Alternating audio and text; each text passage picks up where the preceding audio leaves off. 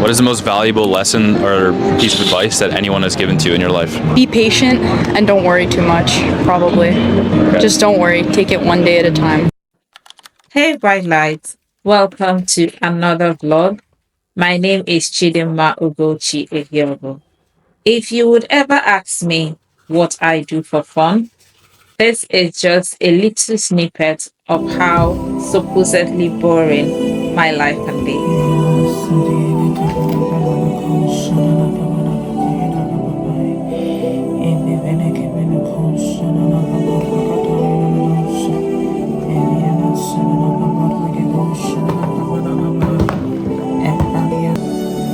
Therefore, as elect of God, holy and beloved, put on tender mercies, kindness, humility, meekness, long suffering. Colossians 3, verse 2. I am very proud of the boring life that I live because if an exciting life means partying, drinking, and doing various things that people consider fun, I definitely don't want to be a part of it. If an exciting life also means putting up a performance for the entertainment of others, I am not interested either. I believe my soul is precious and I'm living it in peace and quiet and also in humble reverence to God. A boring life is a good life. And when you start to enjoy yourself, enjoy your own company, and appreciate the life you have been given, that is when contentment follows. Okay, let's cook, guys. So I'm going to be making fried rice, and my fried rice is the best fried rice you would ever eat anywhere. Even if I say so myself, trust me, I am not bragging, I am not blabbing either. Okay, so just sit tight and watch me cook fried rice and also pray with you.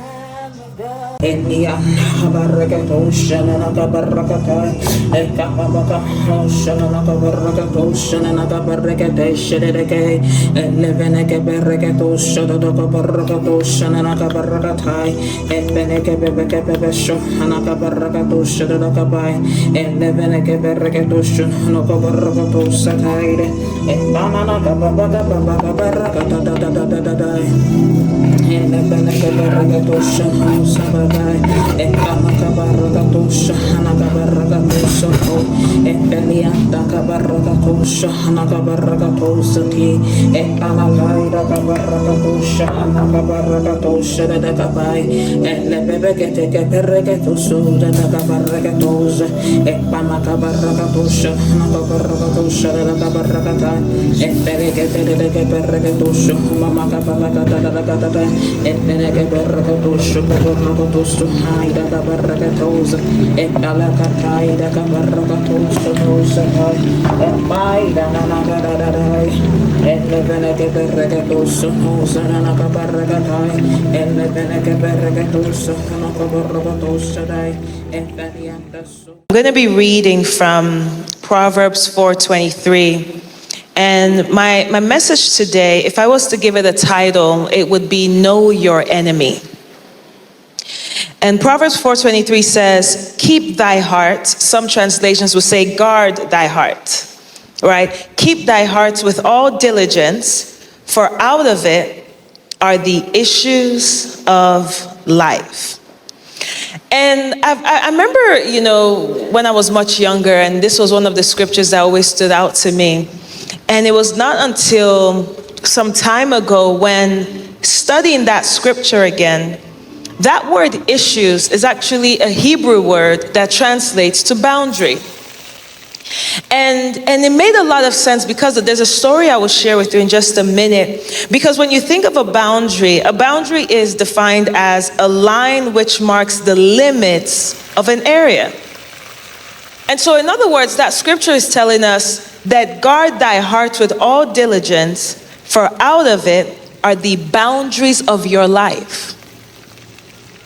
You see, when the enemy desires to limit your possibilities in God, he seeks to contaminate the purity of your heart.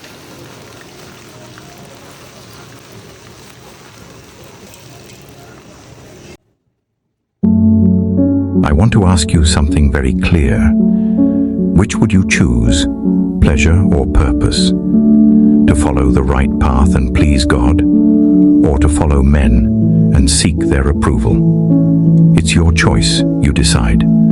But remember, the consequences of your choice will shape your life in ways you can't ignore.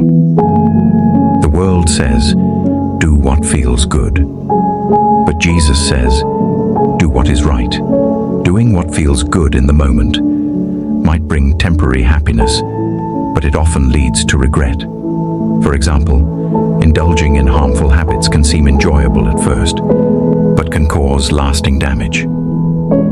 Jesus teaches us to focus on what is right, even when it's difficult, because it leads to lasting peace and joy.